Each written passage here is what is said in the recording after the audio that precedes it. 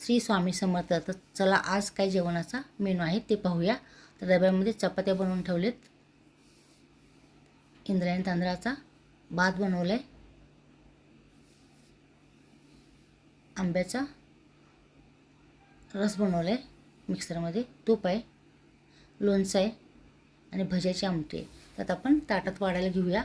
तर पहिल्यांदा ताटामध्ये आपण आंब्याचा रस वाढूया, नंतर प्लेटमध्ये भज्याची आमटी वाढूया. तर मस्त लागते भज्याची आमटी खायला. तर भज्याची आमटी वाढून झाली. नंतर इंद्रायणी तांदळाचा भात वाढूया ताटामध्ये.